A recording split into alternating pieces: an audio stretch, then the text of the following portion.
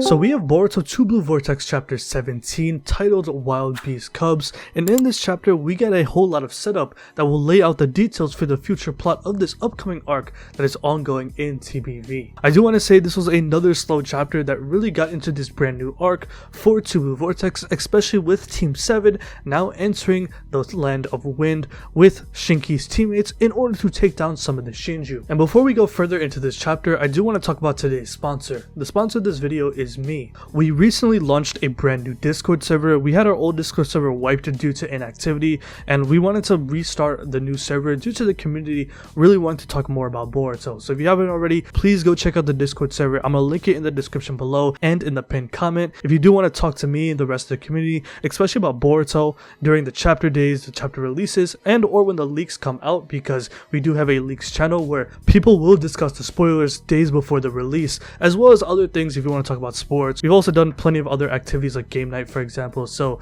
if you haven't already, please go over there. Please check out the Discord server. A lot of fun stuff that does happen over there. Like I said, link is in the description. I'll leave it in the pinned comment. Anyways, we start Boruto 2 Blue Vortex chapter 17 with Sarada's thoughts when she had the conversation with Sumire in the last chapter. Obviously, Sumire did confess to Sarada about her liking Boruto and how she was jealous on the fact that Sarada hugged Boruto when they first met at the start of TBV. As we know, Team 7 is currently in the land of wind alongside Yodo and Araya in order to take down the Shinjus, as this was tasked by Shikamaru in the last chapter. With the intel that they have gathered, they are able to discover where Ryu and Matsuri are at, where Yodo is able to use her super hearing ability in order to hear what they are talking about. Yodo reveals that Matsuri has some sort of sensory abilities, as Matsuri explains to Ryu that according to the trees of her powers, Boruto has placed the toe that they found, which shows you that Boruto was at this location prior. And due to Team 7's current plans of killing the Shinju, eventually Matsuri will be able to discover them due to her sensory abilities, so no matter what, they will have to confront these Shinjus in order to accomplish their mission. Konohamaru then reminds everyone of their plan, where they go to confront Matsuri and Ryu, and instead of being hostile as we all expect them to be, as their current goal is to kill the Shinjus after all, instead they politely introduce themselves to these characters. Ryu then looks over to Matsuri on how to approach the situation, which shows you that there is a clear power of authority amongst the Shinjus. And while Ryu is trying to get the plan for Matsuri, Matsuri is immediately enthralled by Konohamaru's presence. She says that she's feeling a bit off and she doesn't really know how to speak to Konohamaru and the rest of the group, to the point where she even tells Ryu to do the talking instead. We then come back into a flashback where Shikamaru is talking to Konohamaru about the current mission, where the mission isn't just about taking down the Shinjus, but also collecting the thorn soul bulbs from the Shinjus. By collecting the thorn bulbs from the Shinjus, if they return them to the trees, it is most likely that they can bring back the users that were turned into the Shinjus. This is how the original characters that were devoured can be restored and be put back into the story alive, because if they do not retrieve the thorn bulbs, these Shinju characters will keep on resurrecting because the thorn bulbs have allowed them to stay alive. We saw this when Hidari was killed by Boruto and he was resurrected through the thorn bulb. And while the mission is clear and the intel provided has been great, Konohamaru does question Shikamaru on how exactly did he receive this intel. Obviously they did interrogate Boruto, but Boruto did not reveal this type of information, which Shikamaru does check Konohamaru on by saying, "This is beyond your authority and your clearance, and since he is the Hokage, he has the right to know all of this information and how much to disclose to other people." This is where we see Koji's frog by Shikamaru under his neck, where obviously Koji and Shikamaru are working together from the shadows in order to save the village, and not just the village but also the entire shinobi world, as these Shinjus must be eliminated no matter what. Shikamaru continues about the Shinjus by saying that they are monsters that possess high combat abilities, and with the targets they have on the Leaf Village such as Sarada and Konohamaru, they must be eliminated no matter what. And despite viewing these characters as foes due to the targets that they have created, Shikamaru says that there is no conclusive evidence to prove revealed that these characters are inherently evil. According to him, they seem similar to newly born offspring of wild beasts. Essentially, Shikamaru is saying that these characters are babies. The Shinju don't have any true evil intent, at least for the time being, as they are merely animals that react on any sort of instinct. However, due to how strong that they truly are, they pose a threat to the Leaf Village and the entire ninja world, as well as the targets that they have created, as they want to devour all of these characters that they have targeted. Shikamaru tells Konohamaru that for this mission, that they have to friend the Shinjus, and then once their guard has been dropped, that they will have to betray them in the end. Just like how babies are very innocent, the Shinjus are as well. They aren't inherently evil unless you give them a reason to, so by befriending them first, their guard will be dropped. Once that does happen though, the option to kill will be available, where they must be able to eliminate these characters in order to save the people that have been sealed away, such as Sasuke, Moegi, and Shinki. And personally, I really like this proposition by Shikamaru, as he even says that Naruto wouldn't do something like this if he were still Hokage today. It really shows you the differences between Shikamaru and Naruto, as Naruto is very forgiving. If he was in this position, he probably would take the Shinjus into the Leaf Village just like how he did with Kawaki and try to teach them how to be good people, maybe in a much stricter tone than with Kawaki. However, when it comes to Shikamaru, he is taking no chances at all, and I really like that, man, because this is really the difference between Shikamaru and Naruto. Shikamaru is not taking no BS. He will do absolutely anything to protect the village, even if it means killing a few people,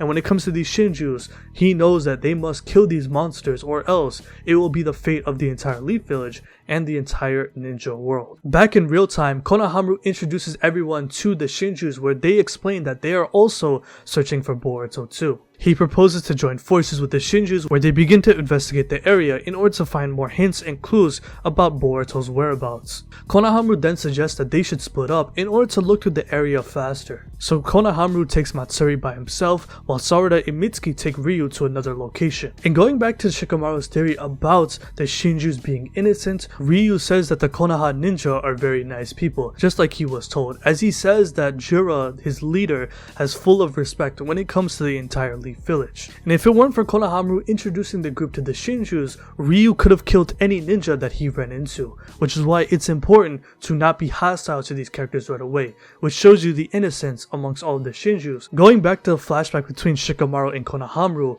Shikamaru tells Konohamaru the reason why Matsuri is targeting Konohamaru is because Matsuri has a liking toward Konohamaru, and this is something that she may not even realize herself, which is why early in the chapter, when she saw Konohamaru for the first time, she was not able to think and even had trouble breathing, and she didn't even understand why this was happening in the first place. And due to Matsuri's true feelings, Shikamaru says that this could give them a favorable edge when trying to take her down, as this will put her in a state of turmoil as shown earlier in the chapter when Konohamaru ran into Matsuri.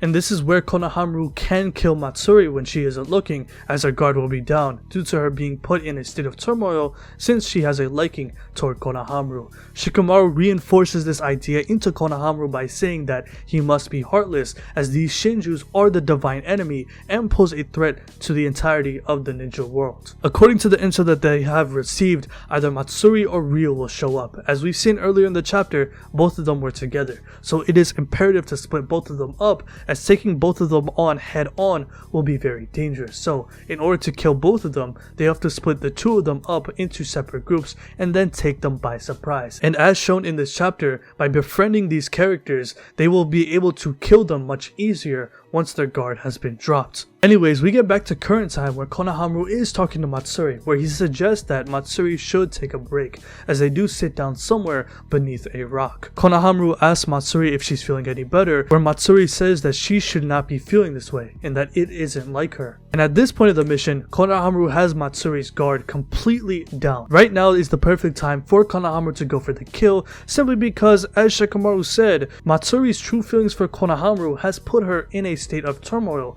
meaning that she is not thinking straight and will allow Konohamaru to go for the kill when the time is right. And I personally think the time to kill is right now. All while this is happening, Koji contacts Ada to use her Senringan ability in order to monitor what exactly is ongoing inside the Land of Wind. Koji reveals to Boruto that the Shinjus have been separated, and right now they are currently set up to go for the kill. Boruto then asks Koji what is the percentage of them actually failing, where Koji reveals that it's not that high, meaning that the chances of them actually killing the Shinjus is more likely to happen than not. Obviously, Boruto wants to keep his comrades safe, as Team 7 is his family, so he does try to press Koji about this. However, Koji does reassure Boruto that he cannot take a part of this battle, as this would lure Jura out and could destroy and kill everyone that is currently in the Land of Wind. And if Jura were to come out, Boruto will die no matter what. That is most likely backed up through Kashin Koji's prescience ability that he most likely saw in many different timelines. Boruto is clearly the key in all of this in order to stop the Shinjus from destroying the ninja world. Anyways, we come back to the Leaf Village where we see Jura inside of the Leaf Village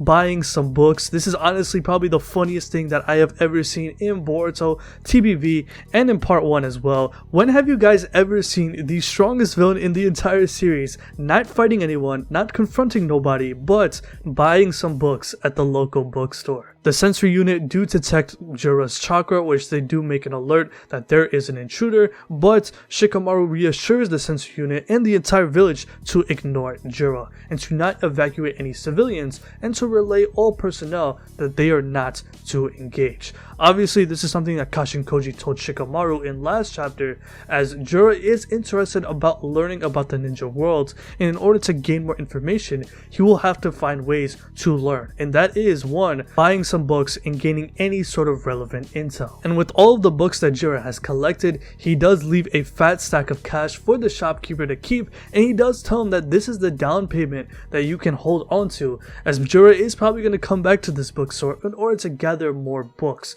as this is something that he wants to do in order to get more intel. This is probably the funniest thing I have read in TBV, as he honestly just wants to learn more about the ninja worlds, as even though he is the strongest villain that we have ever seen, it's clear that he is not a very hostile character, as many of us have originally thought, as we've seen some characters try to fight Jura and fail miserably. However, Jura right now poses no threat as long as Himawari does not leave the village and or Boruto does not confront any of the Shinju. Anyways, we cut to the last 2 pages of the chapter where we see Amado looking at his computer. However, he is quickly interrupted by Kawaki, where he is pinned against the wall, where Kawaki demands Amado to remove his limiters and draw all of his power out to its fullest extent. And this is where the chapter ends, with Kawaki wanting to get more of his powers in order to fight the Shinjus and to protect the Leaf Village. Boruto 2 Blue Vortex chapter 17 was a setup chapter that had a lot of details that make us look forward to the following chapters in this new current arc, with Konohamaru looking to backstab Matsuri, as well as Mitsuki and Sarada looking to fight Ryu as well, and Konohamaru getting his powers unleashed to its fullest extent. This was a setup chapter more than anything. While it was slow, there was some details that we can look forward to in the next chapter when it comes to Boruto chapter 18. So while this was slow, I do think it will set us into motion for a lot more action to occur in the next few chapters of Boruto 2 Blue Vortex. So let me know what you guys think about this chapter in the comment section below. What was your favorite part of the chapter, and tell me, what are you most looking forward to in the upcoming chapter of Boruto TBV? If you haven't already, please go join the Discord as I mentioned before earlier in this video. Link is in the description. I'll keep it in the pinned comment if you want to keep up with the community as well as Boruto leaks, and if you want to talk to your boy as well as talk about other things outside of just anime. So let me know what you guys think about this video in the comment section below. So if you like this video, hit that like button, subscribe, hit the bell as well, and have a good day. Peace.